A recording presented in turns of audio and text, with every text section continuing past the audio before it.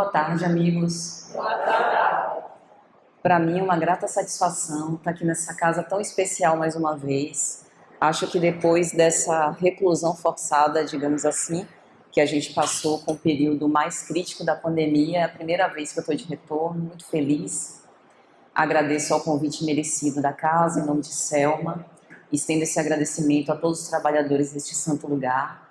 E agradeço também a presença de todos, encarnados e desencarnados, para que hoje a gente possa reflexionar um pouco sobre um tema psicológico, mas também espiritual.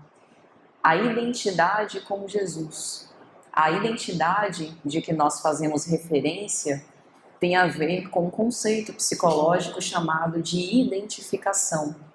E é um conceito extremamente importante porque estrutura a nossa personalidade, a visão que nós temos do mundo e de nós mesmos, porque a criança nasce espelhada pelos olhos dos seus cuidadores.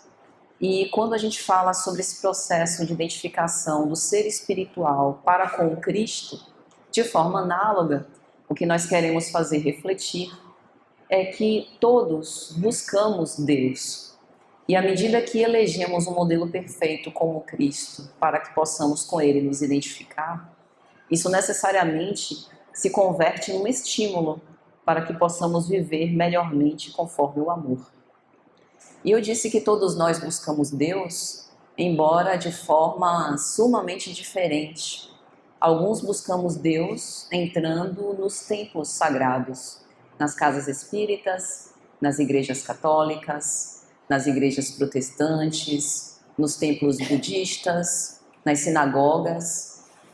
Mas nós também buscamos Deus quando o cientista entra no seu laboratório à busca de produzir uma vacina para enfrentar melhor uma doença.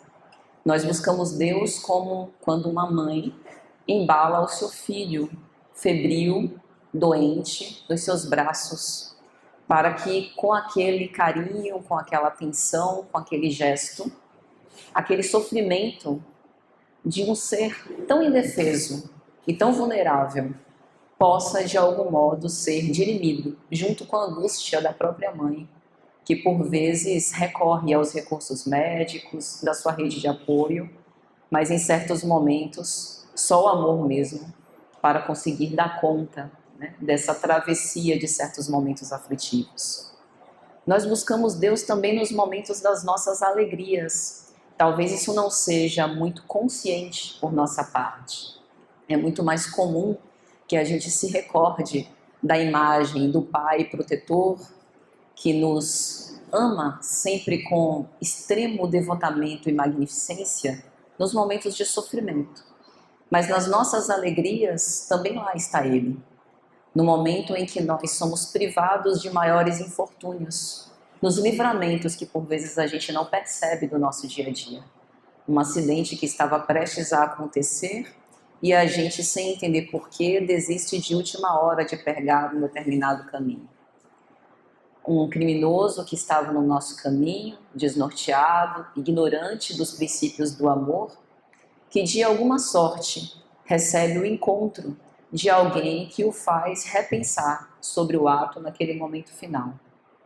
No momento do nascimento, nós estamos à busca de Deus. Quando o bebê chora por conta de sair de um ambiente acolhedor, úmido e quentinho como o útero materno, e se vê obrigado a inalar aquele ar gelado percorrendo os seus pulmões.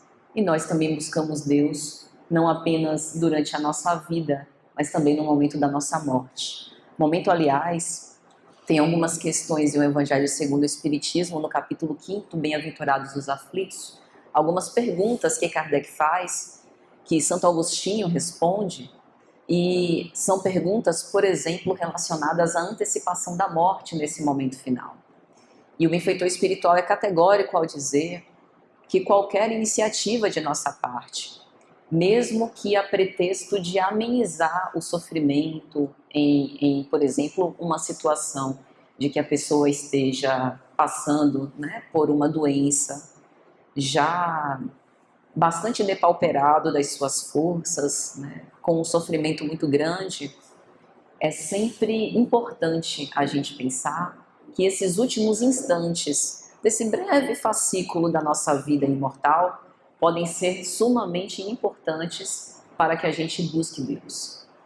Buscar através do entendimento, da reflexão das experiências que nós tivemos, do significado da nossa existência e também das vicissitudes que a gente precisa se haver.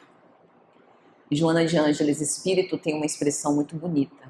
Ela vai falar que assim como as plantas, pelo movimento de heliotropismo, viram-se ao sol, buscando a fonte luminosa para produzir o seu próprio alimento por meio da fotossíntese, nós também, enquanto espíritos imortais, chamas luminosas, também nos voltamos para Deus num movimento de deotropismo, para buscar a nossa evolução, o entendimento das situações pelas quais passamos e uma forma da gente conseguir amar melhor, porque não é outro objetivo nosso aqui no planeta senão esse.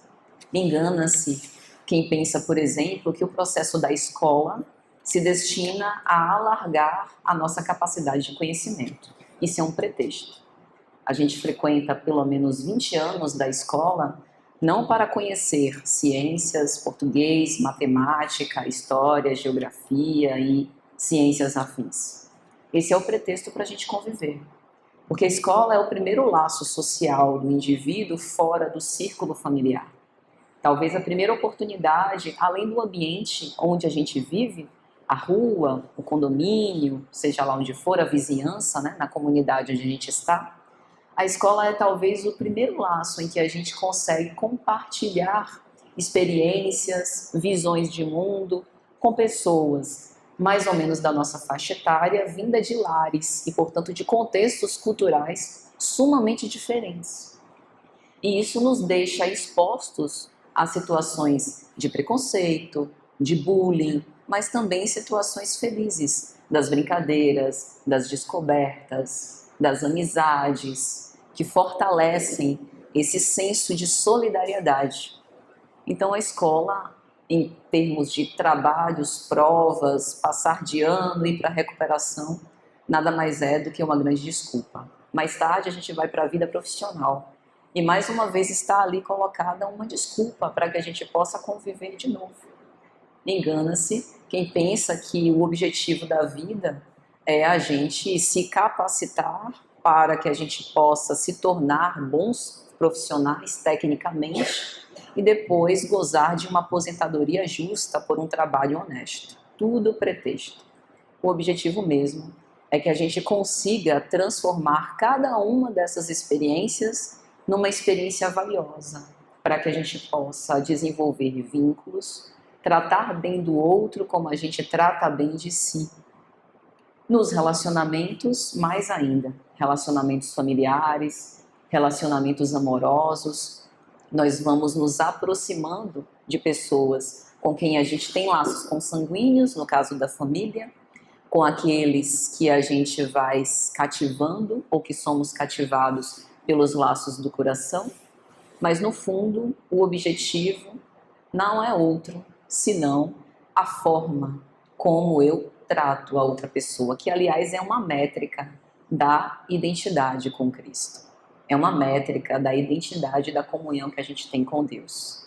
Se a gente quiser medir o nosso grau de cristianização, isso não se afere pela quantidade de benesses que eu consigo fazer, pela quantidade de cestas básicas que eu consigo doar, pela quantidade de trabalhos voluntários que eu faço. Todos esses esforços são nobilíssimos e muito importantes, porque a desigualdade social ainda graça no mundo, devido ao nosso orgulho e egoísmo. Ainda estamos compatíveis com uma experiência relacionada a um planeta de provas e expiações, onde o mal predomina, como vai explicar Kardec no capítulo 3º de O Evangelho segundo o Espiritismo, há muitas moradas na casa do meu Pai. Mas nós estamos sendo convocados para sermos os novos transformadores do mundo, no processo de transição planetária, auxiliando o mundo para que ele evolua para um mundo de regeneração, ao mesmo tempo que a gente também trabalha dentro de nós mesmos para nos tornarmos compatíveis com a psicosfera e com as experiências relacionadas ao mundo de regeneração. Veja que não é confiar nas crianças para que elas possam transformar o mundo em um ambiente melhor. Não apenas. Elas também terão esse contributo, elas também estão sendo acreditadas, digamos assim, são apostas divinas, são grandes investimentos, mas nós também. Não podemos terceirizar a nossa responsabilidade. Parece grande, né? Um serviço pesado que colocaram sobre os nossos ombros, mas Deus só o fez porque sabe que somos capazes. E as ações objetivas para que a gente se converta nesses cooperadores começa com a identidade com Cristo. Começa nas pequenas renúncias que a gente faz, no respeito com que a gente trata uns em relação aos outros, na tolerância que a gente estabelece, principalmente quando vem à baila os temas polêmicos relacionados à política, futebol e outros conceitos, em que eu passo a me tornar capaz de ouvir a opinião de uma outra pessoa que pensa diferente das minhas concepções, sem trocar a opinião pelo caráter de quem quer que seja. Nesse último movimento que a gente observou na nossa sociedade do processo eleitoral, eu não tenho dedos nas mãos para contar a quantidade de casos que presenciei de separações e rupturas dentro de seios familiares por conta de um ter votado num candidato e do outro ter votado em outro candidato. E isso é muito triste, porque os candidatos se alternam, o poder muda de mãos, é do processo democrático, é da característica do mundo material. Tudo que é material não dura para sempre. Tudo que é de ordem material, um dia foi criado e está destinado a fenecer, a morrer, a se destruir. Assim também ocorre com o poder, com as posições. O Império Romano, na sua época, estendendo seu poder colossal à base de violência, ruiu. Hoje são cadáveres, como nós também um dia haveremos de ser. Então, por que eu vou ameaçar a integridade de um relacionamento, sendo que as afeições legítimas são eternas, duram para sempre? A gente não tem cota limite de membros da nossa família espiritual. Eu posso me vincular com não apenas o mundo inteiro, mas com seres infinitos de outros mundos e abraçá-los todos dentro desse grande círculo da minha família espiritual. Se eu souber nutrir isso como a gente faz com uma criança, com uma plantinha, que amor é cuidado, mas amor também é decisão.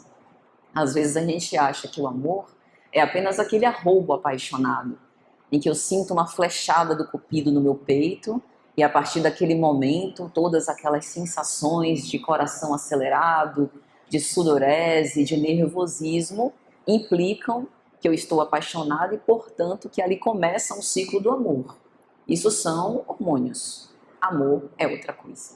Eu decido amar. Ainda que eu não tenha motivos para, é uma decisão racional. Por isso Jesus nos colocou, repetindo aquilo que já havia no Antigo Testamento, o amor ao próximo como a si mesmo, estendendo o amor aos inimigos. Porque racionalmente não dá para entender. Como eu vou amar alguém que não me suscita amor? Essa é justamente a diferença de que o cristão está marcado. A renúncia, a abnegação, o devotamento consiste em dar. Não dar alguma coisa, dar o máximo que eu posso. Algo que simboliza muito bem isso é a parábola do bom samaritano. Quando Jesus narra a parábola do bom samaritano, ele fala de um homem que foi encontrado caído no chão. Não sabiam sua procedência, em quem ele tinha votado nas últimas eleições. onde ele morava, se ele tinha culpa da confusão em que ele foi metido, porque ele foi encontrado espancado, ou se ele foi inocente na situação. Simplesmente pegaram ele e, né, enfim, foram violentos para com ele e largaram ali. Quando o sacerdote e o levita percebem aquele homem não identificado, de fé não delineada, sem origem, sem eira nem beira, sem recursos, passam a largo porque não conseguiam enxergá-lo como um igual. Não conseguiam enxergá-lo como um irmão, o próximo, mais próximo. Aliás, a parábola inteira é para o Cristo devolver a pergunta ao doutor da lei, dizendo: para vós, qual o próximo do homem caído no chão? Quando o bom samaritano se acerca daquele homem, ele não julga, não busca informações. Ele via, de um modo bastante objetivo e racional, uma necessidade de amar. Não que o bom samaritano despertasse nele um sentimento legítimo de amor. É lógico que havia ali a compaixão, a piedade, a comiseração, mas havia também a necessidade. Então o bom samaritano pensa: eu encontro alguém caído no chão que tem a necessidade de auxílio. E o homem caído não pediu nada, porque ao que a gente vê na parábola estava até desacordado. Então o bom samaritano age. Se ele tem necessidade e eu tenho recurso, por que não fazer? Mas o bom samaritano não faz apenas o básico. Espera aí que eu vou ligar para o SAMU, para o SAMU vir aqui para dar esse primeiro apoio, o que já seria muito importante. Imagine que a gente está andando, presencia um acidente, não tem mais ninguém e a gente aciona o serviço de emergência. Isso é um ato de caridade muito grande, muito importante. Pode ser decisivo para a vida daquela pessoa. Ao invés de sacar o celular para poder filmar e colocar no TikTok depois, fazer uma prece no tempo que o SAMU está chegando, para de alguma forma prestar conforto, tentar conversar com a pessoa se ela estiver consciente, enfim. Mas o bom samaritano não se limita a isso. Ele usa o que ele tem. Ele tem um veículo com um animal, ele tem um unguento e ele tem o tempo dele. Mas ele não era desocupado. Ele estava na direção de um serviço. Ele estava de passagem para a realização de um trabalho e ele para. Ele interrompe a marcha para atender alguém que tinha uma necessidade, aos seus olhos, mais urgente. Então ele usa os recursos que ele tem ali para dar aqueles primeiros socorros ao homem caído no chão. Mas ele precisaria seguir adiante. Ele não abandona os compromissos que ele já tinha. Ele segue nos compromissos. Porém, não deixa o homem caído no chão à revelia. Poderia. Já fiz o suficiente. Minha atuação foi melhor do que a do sacerdote e a do levita, inclusive. Estou bem, cumpri minha parte. Até aqui tá bom. Mas não. Ele vai até a hospedaria, pede ao hospedeiro que interne o caído no chão, dê os cuidados como se fosse ele. E diz que no retorno voltaria e o ressarciria. Ou seja, não é para fazer caridade no meu lugar. Eu estou pedindo só para você dar esse auxílio, porque presentemente eu não posso permanecer aqui, tenho que seguir adiante, mas eu vou te recompensar por esse ato. É um trabalho. Porque ele poderia também dialogar para suscitar a caridade no hospedeiro, numa espécie de ação colaborativa. Eu faço um pouquinho e você também faz. Como a gente faz nas atividades do centro? Olha, tem uma quantidade de famílias para a gente reunir, né, umas cestas básicas que estão passando por dificuldades. Vamos cada um fazer a campanha do quilo, cada um traz um pouquinho, a gente junta e acaba fazendo uma atividade maior do que se individualmente a gente agisse de forma isolada. Mas não. Então, o bom samaritano encerra para a gente não apenas a compaixão e a misericórdia, é muito mais do que isso. É fazer não apenas o que minha consciência ordena, mas o máximo que eu posso. Então, trazendo para a nossa realidade, O que seria fazer o máximo que eu posso? Será que eu posso ceder um pouco do meu tempo para ouvir uma pessoa angustiada que eu sinto que tem necessidade de falar? Será que eu posso ceder um pouco do meu tempo para fazer uma prece por alguém que eu ouvi falar ali nas vizinhanças, que cometeu um crime, se suicidou ou está passando por um momento muito difícil, com alguma dor muito grande? Será que eu posso dispor da minha empatia, da minha atenção para, ao ver alguém com sede, dar um copo com água? Perceba, são coisas pequenas. Não precisa ser a mesma coisa, a réplica da atuação do bom samaritano. São pequenos convites que durante o dia vão surgindo e se a gente conseguir ter olhos de ver e ouvidos de ouvir, a gente consegue perceber. E para isso, a gente agora vai contar uma história muito conhecida que mostra por que na maioria das vezes, a gente permanece dormindo. Dormindo, eu me refiro do ponto de vista simbólico, dormindo para as oportunidades, para as realidades espirituais, deixando a vida passar, como a gente diz no popular. No capítulo 13 de João, versículos 1 a 7, ele narra a cena do lava-pés, muito conhecida. Jesus tinha se reunido com os seus discípulos na última ceia e tem um momento quando ele se levanta da mesa, tira a sua capa, o seu manto e cinge-se ao redor da cintura com um tecido em especial. Naquela época, culturalmente, isso significava portar-se como um servo, como um escravo. Imagine o Messias portando-se como alguém que serve, alguém que presta uma atividade. Ele se ajoelha, pega uma bacia e coloca-se na posição de lavar os pés dos seus discípulos. Pedro, que já tinha uma certa idade, é o primeiro a reivindicar: Senhor, tu a me lavar os pés? Eu não posso permitir. E Jesus diz: o que eu faço, hoje você não entende, mas no futuro você entenderá. E se eu não lavar os seus pés, tu não terás parte comigo. E aí Pedro diz: então lava-me inteiro, Senhor. Pode lavar os pés, as mãos e a cabeça. E Jesus diz: só os pés é necessário. E aí ele começa a lavar os pés dos discípulos. E diz: vós falais com acerto, me chamais mestre, e eu o sou. Isso é interessante, porque a gente não vê em momento nenhum Jesus arrogando a si os méritos das curas, dos milagres, como quem chama um crédito pessoal, do tipo, sou bom mesmo, sou um vaso preparado, filho unigênito de Deus, vim para fazer a diferença na terra. Ele sempre se coloca como um intermediário de Deus. Eu sou o caminho, a verdade e a vida. Eu sou a porta.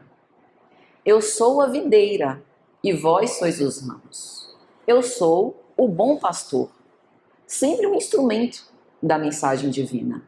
Alguém que se coloca no meio, através do qual a ação de Deus se manifesta. Mas nesse momento, como em poucos momentos do Evangelho, ele afirma: falais bem, porque chamais-me mestre e eu o sou. Isso é um ato de extrema humildade, porque a gente acha que humildade é se humilhar, e Jesus atualiza para nós os conceitos de humildade. Humildade é me reconhecer no mesmo patamar do outro, nem a mais, nem a menos, sem que isso signifique desqualificar-me, desmerecer os meus potenciais, as minhas conquistas e a minha posição. Imagine que, a título de humildade, uma mãe se virasse para o filho e se colocasse como uma amiga da mesma idade dele, derruindo a relação vertical que há de autoridade entre uma mãe e o seu filho. Autoridade não significa autoritarismo. Eu posso exercer autoridade sem necessariamente ser arrogante, sem utilizar da violência. Para nós, que ainda estamos imperfeitos, é um grande desafio. Porque às vezes, nesse trabalho que a gente faz de educar, a gente quer colocar gravidade e acaba resvalando na violência. Quer aplicar a ternura e acaba ficando piegas. Mas em Jesus, isso é absolutamente equilibrado. Então aquele é um ato de extrema humildade.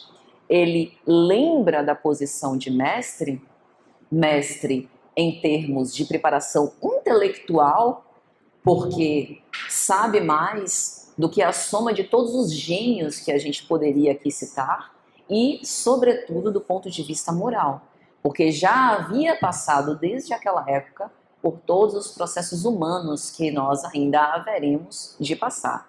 Tanto que Joana de Ângeles diz que, e Emmanuel também, que em Jesus a gente tem a humanidade integral, o ser humano integral. Né? Ou seja, passou já, não é mais ser humano, ele já é anjo, já progrediu. Então, ele lembra a posição de mestre justamente para, no ato de extrema humildade, dizer: se eu que sou mestre me coloco numa condição de servo ou de escravo, e isso não me é humilhante, por que não podeis vós fazer o mesmo? Visto que a condição vossa, no caso dos discípulos, e a gente poderia estender para nós, ainda é uma condição menos abismal, porque quando a gente compara o nosso processo evolutivo com o de Jesus, Ave Maria, tem milênios, uma distância estratosférica, mais que estratosférica. Mas quando a gente compara, se nós pudéssemos, a distância espiritual em evolução de nós que estamos aqui, encarnados num planeta de provas e expiações, não há grandes diferenças. Podemos ser um pouquinho menos piores em alguns aspectos, mas o outro nos supera muito mais em assuntos que a gente nem domina, nem cogita ainda. Então, é como se a gente fosse mais ou menos como farinha do mesmo saco. Estamos próximos. Estamos numa experiência comum, embora particular para cada um. Então, quando Jesus diz isso, ele coloca o novo mandamento: amai-vos como eu vos amei. E aí, definitivamente, ele nos tira da zona de conforto. Porque ele eleva a condição do amor a um amor crístico, piedoso, abnegado e devotado. Um amor nos moldes da primeira epístola aos Coríntios, capítulo 13. O amor que tudo espera, tudo suporta, tudo crê. Um amor que não busca os próprios interesses, que se regozija com a verdade. É um amor caminho. Um amor que talvez muitos de nós ainda não tenhamos atingido em sua finalidade. Mas é uma proposta para que a gente possa balizar se estamos andando conforme o amor ou não. E aí depois dessa cena belíssima do lava-pés, Jesus se levanta e se retira para o Horto das Oliveiras, para orar, ao lado de 3 discípulos que, para ele e para nós, eram os que tinham uma compreensão mais profunda dos seus ensinos. Eles não eram recém-iniciados. Eram discípulos que demonstravam uma maturidade espiritual, não obstante a rudeza dos gestos, serem homens do seu tempo mais apurada. João, Pedro e Tiago. E aí tem o famoso episódio da oração do horto. E aí Jesus vai dizer: Pai Santo, eis que é chegada a minha hora. Eu te glorifiquei na terra e consumo agora a obra que me confiaste. Eu já não sou da terra, mas rogo-te que os meus amados discípulos sejam unidos uns aos outros, como eu sou contigo. O maior testemunho é o nosso próprio sacrifício por tua causa. Essas palavras estão na obra Boa Nova, pelo Espírito Humberto de Campos, psicografia de Chico Xavier, capítulo 27, a oração do horto. Olha a percepção de Jesus. João foi um discípulo utilíssimo. Depois da morte e ressurreição do Cristo, João permaneceu nas cercanias de Jerusalém, da Ásia Menor, para continuar falando do Evangelho, e ele teve uma existência longeva, mais do que os outros discípulos. Os teólogos dizem que João provavelmente viveu 20 anos a mais do que Paulo de Tarso, por exemplo. Então foi alguém muito importante para manter a semente do Evangelho viva numa época em que a perseguição, sobretudo por parte dos romanos e dos fariseus, era muito ferrenha. Houve martírios em massa naquela época dos cristãos, tentativas de sufocar o germe do Evangelho. Pedro, nós conhecemos a história. Quem leu Atos dos Apóstolos ou a obra Paulo e Estevão, pelo Espírito Emmanuel, a psicografia de Chico Xavier, testemunha o devotamento de Pedro. Foi na sua casa que ele transformou na casa do caminho, um telheiro improvisado. A gente vê o Instituto Manuel Filomeno de Miranda com essa estrutura aqui, tão bem equipado, que nos abriga com conforto. Naquela época, eram cátares espalhados pelo chão. E os discípulos, sob a orientação paternal de Pedro, se dividindo para poder atender a mulheres, crianças, anciãos, com diversas enfermidades físicas e psicológicas. A Casa do Caminho era basicamente um instituto de evangelização e curas. Haviam vários médiuns de curas, inclusive o próprio Pedro, que faziam verdadeiros milagres em um ambiente completamente improvisado. Pedro precisou suportar o arrependimento da sua negação do Cristo para continuar à frente dos trabalhos, inclusive precisando se defrontar de quando em quando com essa cena. Paulo, inclusive, o defrontou a isso. No momento em que tem uma quase cisão na Casa do Caminho, em que Paulo tinha algumas rusgas com Tiago menor, e pede que Pedro se posicione.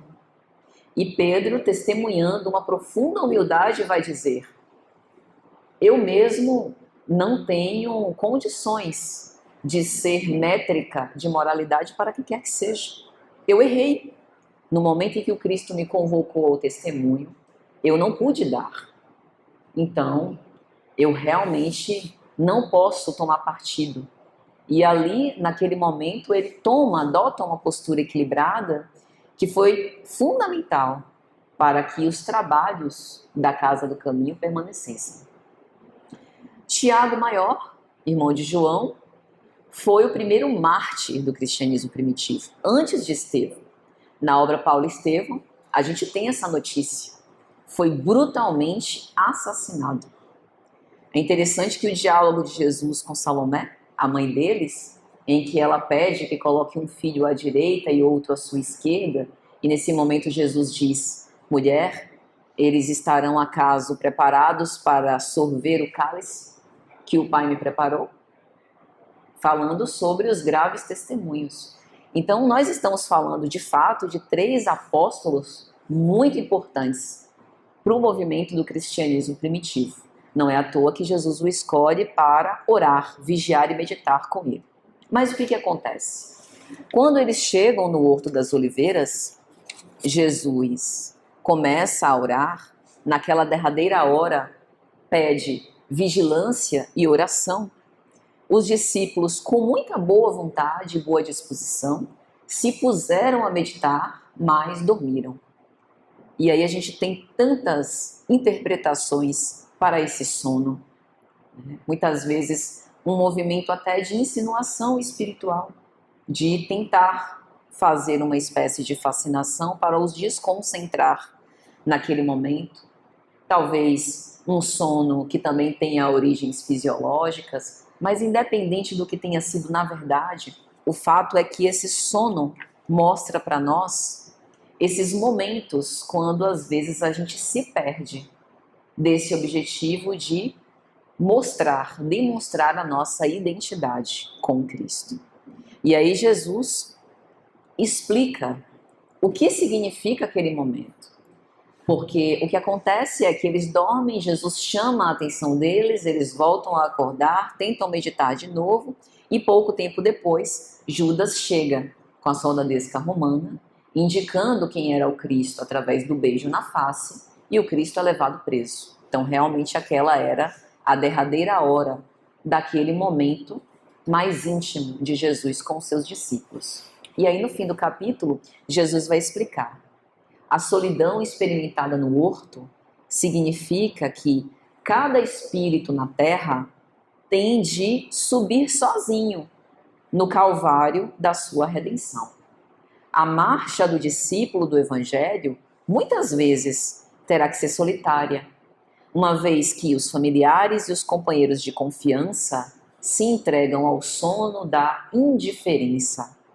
Pela necessidade individual do testemunho, nunca devemos deixar de orar e vigiar.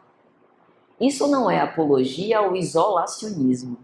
Então, já que eu estou por mim mesma, não quero mais conviver com ninguém, eu me basto, sou independente e não quero mais saber de ninguém. Olha, eu adoro gato, cachorro, acho fofinho, uma graça. Concordo que são animais maravilhosos, que dão companhia, amor, que têm, assim, diversos aspectos emocionais e psicológicos envolvidos. São laços genuínos de carinho, mas, desculpem minha crítica, há algumas pessoas que tentam terceirizar aos animais de estimação as frustrações das relações humanas. E nós não podemos desistir do ser humano.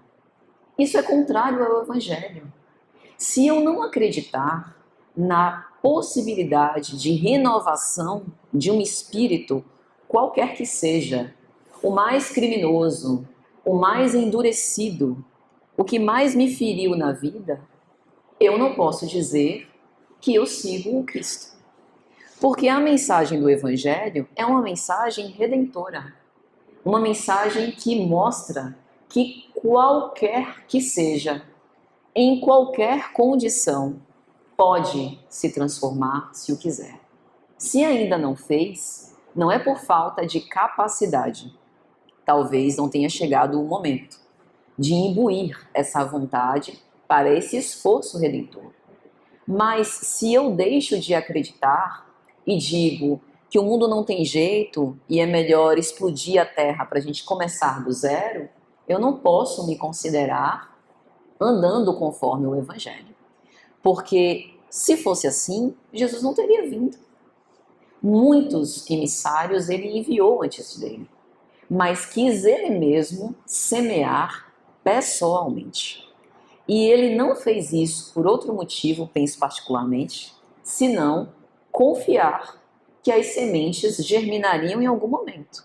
Porque pense bem, a tarefa de um semeador é semear. Ele escolhe as boas sementes, prepara o terreno e lança. Se ele achar que não vai ter êxito, o que ele faria?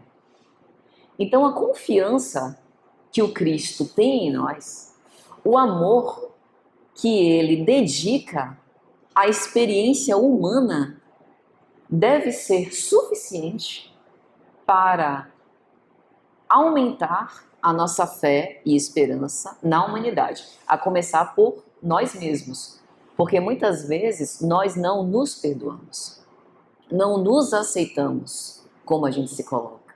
Todos nós gostaríamos de ser melhores do que somos, todos nós. Como eu gostaria de ser mais humana e mais fraterna, mas ainda não dá, ainda não sou. O importante é que eu tenha noção clara do que eu ainda estou em vias de me tornar, de que eu perceba as possibilidades que eu tenho para atingir e de que eu me esforce ao máximo. Porque a autocrítica não vai adiantar. A culpa nos paralisa. E às vezes, quando a gente se trata assim, necessariamente também vamos dividir esse mesmo tratamento com o outro, porque é a linguagem que a gente conhece, a forma como a gente se habituou a se relacionar com o ser humano. Então, Jesus vem à Terra nos acordar para a vida maior, mas ele adverte: nem todos te compreenderão. A ingratidão, a traição, ele passou. Por que será que ele escolheu testemunhar esse tipo de experiência? Ninguém duvida que ele sabia. Por quê? Porque ele é o protótipo do que nós estamos em vias de desenvolver. No messianato de Jesus, a gente vê uma coleção de experiências, me arrisco a dizer, todas as possíveis que nós podemos ter na nossa vida. E ele mostra como exemplo, como modelo perfeito, como um ser humano deve agir perante essas situações. Ele não maldiz Judas em momento nenhum. Quando ele está na última ceia, ceando com os seus apóstolos, ele sequer dá nomes, sequer cita quem o haveria de trair. Pedro dá uma cutucada para João. João pergunta aí quem é. Porque Jesus fala, né? Um de vós haverá de me trair. Aí Pedro dá uma cutucada para João. João, diz o Evangelho, estava com a cabeça reclinada no peito de Jesus e pergunta: quem é, mestre? E aí Jesus diz: aquele que mete a mão no prato comigo, a quem eu der um pedaço de pão. Coincidência ou não, foi a Judas que ele destinou o pedaço de pão. Judas já estava transtornado. O texto evangélico fala que Satanás entrou nele naquele momento, né? O que, numa linguagem espírita, a gente poderia entender que ele sintonizou com as forças do mal. E pegou a bolsa com as moedas e foi fazer as tratativas para entregar Jesus, achando ele que estava fazendo um bom negócio, que sabia mais de conchavos políticos do que o próprio Messias. Foi vítima da sua presunção, mas amava o Cristo. E Jesus sabia, por isso não o maldiz. Quando Judas se aproxima, e Jesus está no Horto das Oliveiras, ele se refere a Judas como um amigo. Amigo, a que vieste? Isso é de um ensinamento profundo. Entendo, até tirando por mim mesma, que a maioria de nós talvez não, ao pensar nisso, acha que não tem condição de dar um testemunho nesse. Estou vendo a pessoa, né, com todas as armas apontadas contra mim, continuar a chamar de amigo, mas isso é a realização prática do que estamos dizendo. Evangelho é acreditar na criatura humana até o último instante, porque naquele instante Judas poderia ter se arrependido e ter deixado o plano para lá, mas ele segue adiante. E Jesus não, enfim, o amaldiçoa por conta disso, simplesmente se submete àquilo que ele já sabia que iria ocorrer pelas probabilidades, digamos assim, do momento. Então, Jesus convidou esses discípulos conscientes das suas obrigações, como nós espíritas estamos sendo convidados como trabalhadores da última hora. Nós também não somos, né, marinheiros de primeira viagem. Já somos versados na lei de Moisés, no Evangelho, na doutrina espírita. Provavelmente não estamos, a maioria, né, grosso modo falando, tendo o primeiro contato com o espiritismo, mas o mestre prossegue convocando os seus cooperadores. Então, esse sono, por vezes, da incompreensão, da ingratidão, lógico que nos deixa desmotivados. Como nós desejamos ser amados, sermos aplaudidos, que alguém nos diga que a gente está no caminho certo, sermos validados ou pelo menos sentir que tem alguém conosco lutando as nossas lutas. Mas às vezes isso não é possível. E não é falta de amor da outra pessoa. Às vezes é falta de condição espiritual. E seguir, apesar disso, entendendo que eu preciso dar esses primeiros passos, até para que possa preparar o terreno àqueles que vêm atrás, que estão na retaguarda, é um ato de extrema caridade. Esse sono, por vezes, está simbolizado na inquietação que a gente tem para a execução das nossas tarefas. Na atividade, por exemplo, da maternidade e da paternidade, como nós desejaríamos livrar os nossos filhos de certos pesares. Às vezes, eu ouço no exercício profissional mães e pais com o coração torturado de aflição. Eu daria tudo que tenho para o meu filho não sofrer. E eu digo, que lindo, mas não é possível. Porque a sabedoria da vida é justamente essa. Não que a vida nos castigue e seja só sofrimento. Mas o livre-arbítrio foi conferido por Deus para que tenhamos as nossas experiências. Enquanto os nossos filhos não tiverem desenvolvimento emocional, intelectual, estiverem sob a nossa guarda, perfeito. É a nossa responsabilidade e uma missão muito grande. Mas depois que estiverem por si mesmos, nos resta confiar nos investimentos que a gente fez, torcendo para o melhor.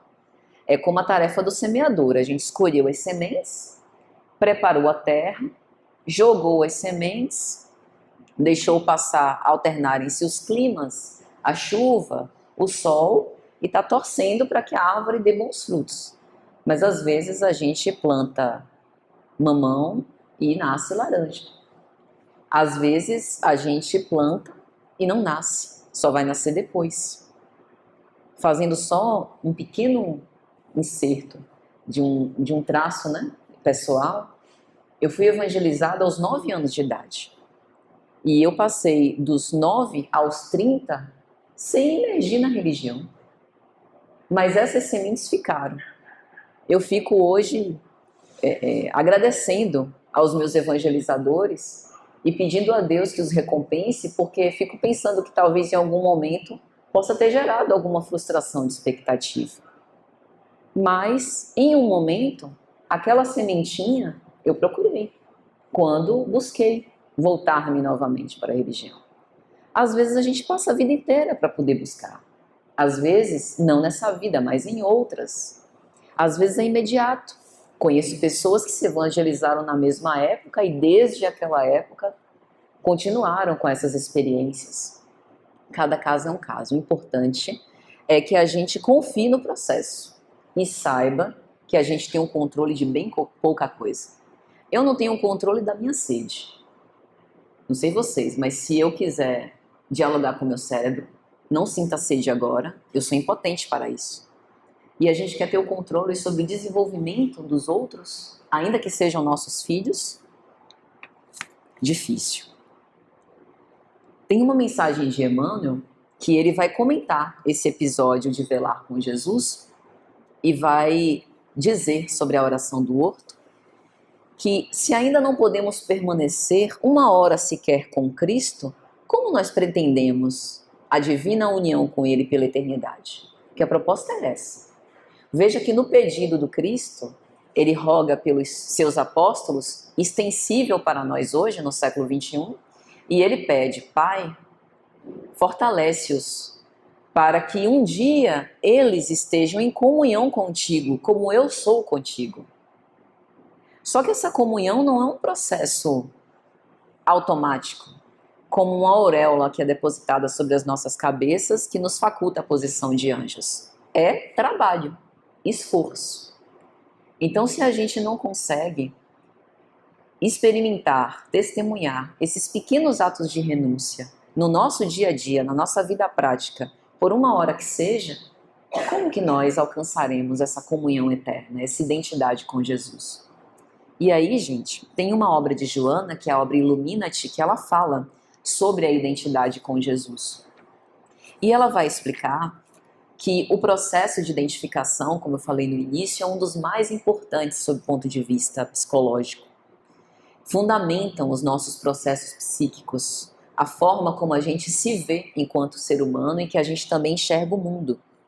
Freud, por exemplo, o pai da psicanálise, ele define a identificação como a mais antiga forma de laço com o outro. É por identificação que eu consigo assimilar algo que você tem e que eu acho super legal. Nossa, eu queria ter a paciência de Márcia. queria ser tão simpática quanto Teresa, queria ter a calma de José. E aí a gente vai, ou coisas que a gente já tem.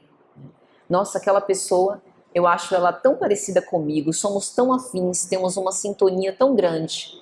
Então esse laço afetivo acaba nos ajudando a incorporação de estímulos para desenvolver o que a gente ainda não tem e de reforçar as nossas próprias qualidades. É como se o outro estivesse funcionando como um espelho que nos ajuda a nos enxergar de um modo melhor.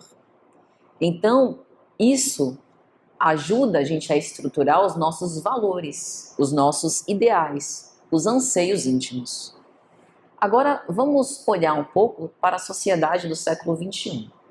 Uma sociedade em que tem uma série de heróis, mitos, influencers.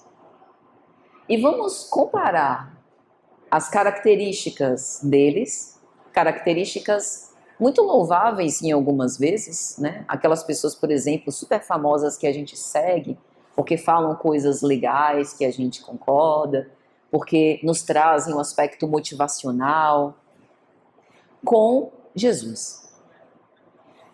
Percebe que, a depender da qualidade que eu percebo no outro, às vezes não é nem uma qualidade que o outro tem, mas é uma qualidade com a qual eu me identifico, porque isso faz parte de uma imagem que eu concebo da outra pessoa.